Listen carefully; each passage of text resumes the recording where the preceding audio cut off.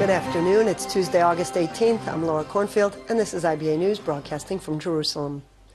Security officials say that Thailand has identified a suspect in security camera footage of yesterday's Bangkok bombing that killed at least 22 people and injured 123 in the worst attack in the nation's history. The bombing was apparently carried out by a man seen in a video surveillance footage moments before the blast. The police say that the suspect was carrying a backpack and walked past the scene at the time of the incident. The blast went off in an upscale area filled with tourists, office workers, and shoppers close to a popular Buddhist shrine. Thai officials say they had no intelligence that an attack was being planned. No group has claimed responsibility for the bombing, and police say they have not yet ruled out any group. Local speculation is focused on southern Muslim separatists who have been carrying out a decade-long insurgency.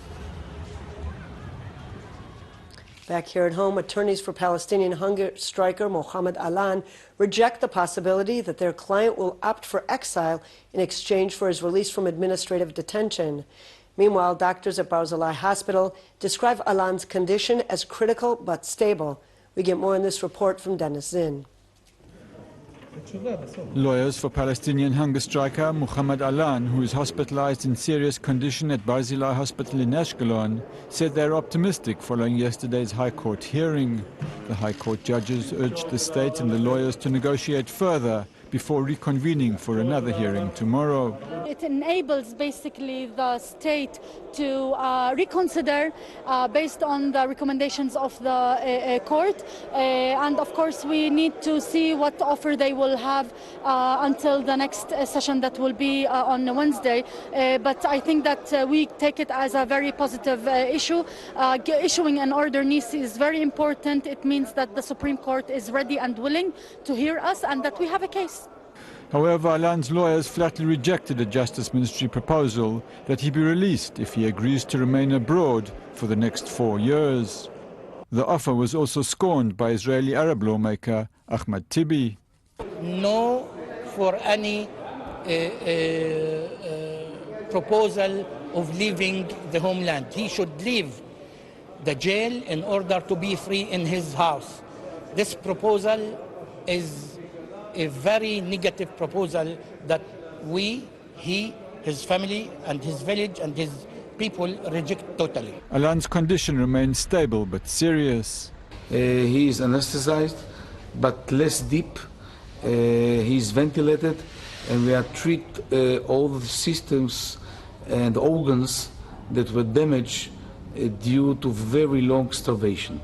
Supporters of Alan, who is a suspected Islamic Jihad terrorist, condemn what they call his force-feeding. However, activists from the Physicians for Human Rights organization say that legitimate life-saving hospital care cannot be called force-feeding. At this stage, usually even hunger strikers who declare that they would not want any medication are usually given fluids and minerals and vitamins in an IV infusion, which we would not call force feeding because it's an infusion and the patient is unconscious at this stage. Meanwhile, a female Palestinian detainee identified as attorney Shirani Sawi, who is also being held in administrative detention for suspected terror activity, today launched her own hunger strike in support of Alan. Other prisoners are reportedly also considering the move. The Palestinian prisoners obviously sense the Israeli government's predicament. Dennis Zinn, IBA News. There are no direct or indirect negotiations underway between Israel and Hamas on a long-term ceasefire agreement in Gaza. That was the blunt message contained in a statement released today by the Prime Minister's office. Contradicting a series of reports in the Arabic media, the Prime Minister's bureau stated categorically that there are no meetings with Hamas and no contacts through intermediaries. The Arab media was ripe with speculation, including a report that the two sides are close to an agreement after 8 months of secret talks in an African country. There are also reports of the involvement of former British Prime Minister and quartet envoy Tony Blair, who has reportedly met with Hamas leadership in Qatar in recent months. Sources close to Blair say that his activities are in the realm of checking feasibility. If he receives positive feedback from Hamas leaders, he conveys that information to the Israeli side. The ideas discussed have reportedly included a 5-year ceasefire and a lifting of the IDF blockade of Gaza by way of a port in Cyprus where the goods are inspected before reaching Gaza. 5 Palestinians were indicted today at the Ophel military court in Samaria for their suspected involvement in 2 separate terror attacks and the murder of 2 Israelis in the West Bank in recent weeks. 25-year-old Dani Gonen of Lod was shot dead in mid-June near the settlement of Dolev in the Benjamin region after he and a friend were waved down by a Palestinian who asked them for water on the side of the road. The man then shot Gonen and his friend at close range. The friend suffered light injuries. 10 days later, 27-year-old Malachi Rosenfeld of Kochav HaShachar was killed in a drive-by shooting near the settlement of Shvut Rachel as he and 3 friends were returning from a basketball game at a nearby community. Over a dozen bullets were fired at their vehicle from a passing car. Malachi was critically injured and died of his wounds the following day. 3 of his friends were lightly to moderately wounded. 4 of the suspects are being held in Israeli custody, while the alleged shooter in the Alon Shvut attack is being held by the Palestinian Authority. Even after the nuclear deal with world powers, Iran will remain closed to U.S. influence and opposed to Washington's policies in the Middle East. That's the message from Iranian Supreme Leader Ayatollah Ali Khamenei, who cautioned that both Iran and the U.S. can still block the accord. The 76-year-old cleric said that it is not clear that the agreement will pass the hurdles of the U.S. Congress or of the Iranian parliament. Khamenei insisted, however, that even if it does pass, his country will not allow American political, economic, or cultural influence into the Islamic Republic.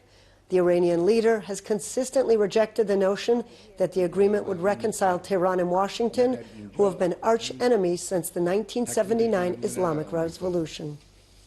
The United Nations Security Council has passed a motion of support for mediation efforts to end the Syrian civil war that include a political transition and a new governing body.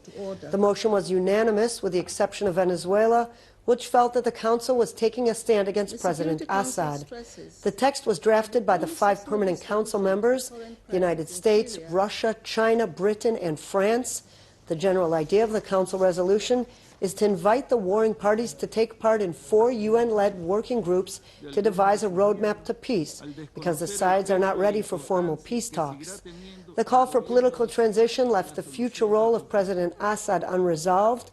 The statement did make clear that Islamic State and Al-Nusra Front would have no role in mediation efforts. The Security Council expresses its gravest concern that parts of Syria are under control of terrorist groups such as Islamic State in Iraq and the Levant, ISIL, and Al-Nusra Front, ANF, condemns the ongoing and multiple terrorist acts by ISIL, ANF, and all other individuals, groups, undertakings, and entities associated with Al-Qaeda, condemns further the targeting of civilians based on their ethnicity, religion, and or confessional affiliations, expresses concern about the negative impact of terrorism, violent extremist ideology in support of terrorism, an action that destabilizes Syria and the region with a devastating humanitarian impact on the civilian population, reaffirms its resolve to address all aspects of the threat and calls on all parties to commit to putting an end to terrorist acts perpetrated by ISIL, ANF, and all other individuals, groups, undertakings, and entities associated with Al-Qaeda. It's a clear case of anti-Semitism. That's how the Anti-Defamation is describing the decision to cancel Matisiao's performance at the Spanish Rototom Sunsplash Reggae Festival due to his pro-Israel views. The ADL said that an American Jewish musician was singled out based on his religion, forced to undergo a political litmus test, and was then denied the opportunity to perform for reasons unrelated to his musical talents. The group is calling on Spanish authorities to uphold its non-discrimination laws against a clear case of anti-Semitism. According to the Spanish media, the Rototom organizers conceded to pressure from the BDS movement to axe Maticiao's performance after he rejected an ultimatum to sign a statement supporting a Palestinian state. For his part, the rapper and reggae star issued a statement on Facebook saying that he was offended and appalled that the organizers were trying to coerce him into political statements. He added that regardless of race, creed, country, or cultural background, his goal is to play music for all people. Nobel Prize laureate Aryeh Warshel, who is in Jerusalem for the World Science Conference Israel, says that combating boycott movements needs to be more aggressive. He spoke with IBA's Ari O'Sullivan. I believe that in universities where there is very strong BDS activity, a major Jewish donor should declare that they stop the support, and this will funnel down because university administration should be able to see, complete anti-Semitic act or complete discrimination. Case of point is UCLA, which is neighbor to mine. When they were choosing people for the student council, they asked one Jewish lady, they say, we cannot elect you because you will be biased for Israel. Now, if you said it to a gay or to a black guy, they would eject all of these people from the university, which they should have been ejected. So I think that in places where Jewish people have power, they have to exert it in addition to contributing to such activity like this conference. But I believe in actively trying to fight anti-Israel boycott and so on. The British Labour Party is in the midst of a leadership fight to replace David Miliband. Current frontrunner Jeremy Corbyn has raised concern in the party that he is an unelectable extremist, and the Jewish community is troubled by his pro-Palestinian activism and association with a Holocaust denier. We get more in this report by Kathy Newman from Channel 4 in London. For decades, Jeremy Corbyn has been an outspoken campaigner for Palestinian rights. That's won him many friends. But his fervour for the cause has seen him accused of associating with some highly controversial groups and individuals, something to which the former Prime Minister alluded at the weekend. And I have to say that if our global alliances are going to be alliances with Hezbollah and Hamas and Hugo Chavez's Venezuela and Vladimir Putin's Russia, there is absolutely no chance of building a worldwide alliance that can deal with poverty and inequality and climate change and financial instability, and we've got to face up to that fact. Now questions are being asked about his links to this man, a self-confessed Holocaust denier. Paul Eisen, who's questioned the existence of the gas chambers, says Mr Corbyn has given money to his group, which commemorates the Deir Yassin massacre, the killing of 100 Arab villagers by Zionist paramilitary groups. Mr Corbyn's office has denied any dealings with Mr Eisen, but the Labour leadership contender hasn't commented personally. At this Jewish cultural centre in North London, where Mr Corbyn spoke at a hustings last month, there's a lot of concern about his views. He's made it known that he's a friend of Hamas, which is quite seriously worrying. Labour will become unelectable. I just don't give much stake to it. I think there's a smear campaign. I genuinely believe he's wholeheartedly anti-racist. He's got some very strange views. I think he's in bed with a few people, like maybe people that are anti-Semitic. The editor of the Jewish Chronicle says Mr Corbyn must answer these concerns. I think there's a deep sense of foreboding in the Jewish community about some of the people that Jeremy Corbyn associates with, whether it's a Holocaust denier, whether it's someone convicted of anti-Semitic incitement. I'm not accusing him of being an anti-Semite. What we want to know is answers to the questions. Why have you associated with some of these people? Obviously, Holocaust denial is vile and wrong. The Holocaust was the most vile part of our history. The Jewish people that were killed by the Nazi Holocaust were the people that suffered the most in the 20th century. My generation have stood against racism. My mother stood in Cable Street alongside the Jewish people and the Irish people who were opposing the fascists at that time. We all have a duty to oppose any kind of racism wherever it raises its head, in whatever form it raises its head. The immigrants are coming. The immigrants are coming. 232 newcomers from North America and Canada landed this morning at the Ben Gurion International Airport as a Nefesh B'Nefesh charter flight arrived from New York. There were 29 families on board, including 75 children, 9 couples, and 86 singles.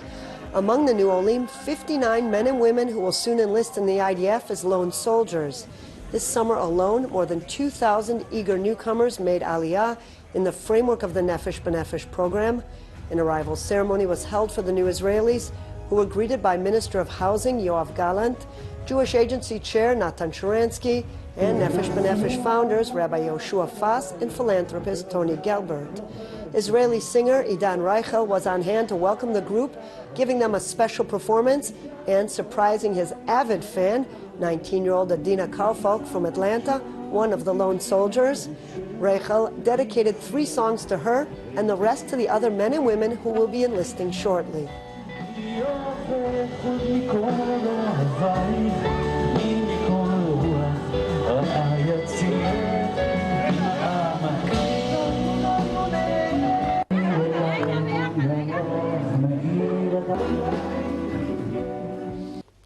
The Jerusalem Wine Festival is turning out to be a great success, with an expected turnout of some 20,000 people over the course of the 4-day event.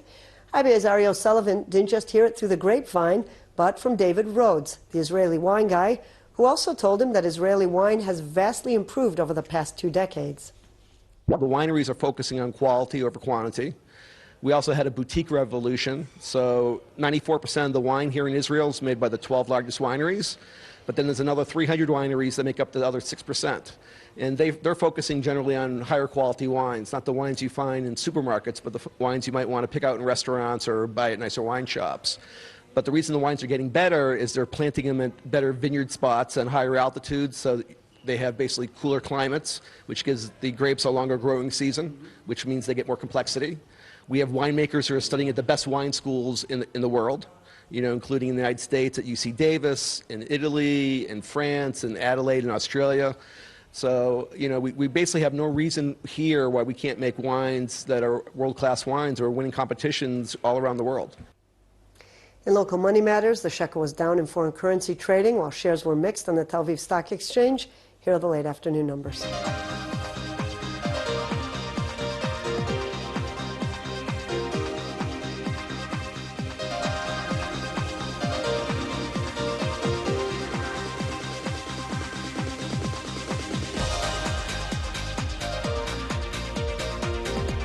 Scorching heat wave of recent days has helped set the record for the hottest month of August in 5 years.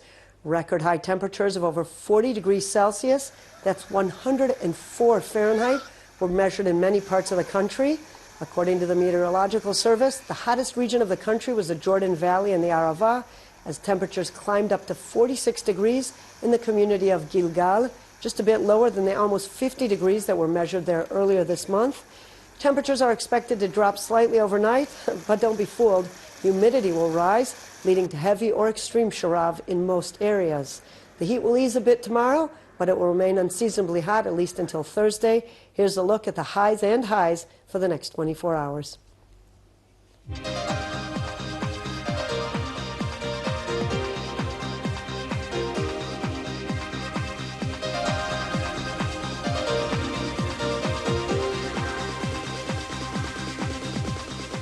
And that's all for this newscast. We'll be back here tomorrow with more news from Israel and abroad. Until then, I'm Laura Cornfield, wishing you a great evening and shalom from Jerusalem.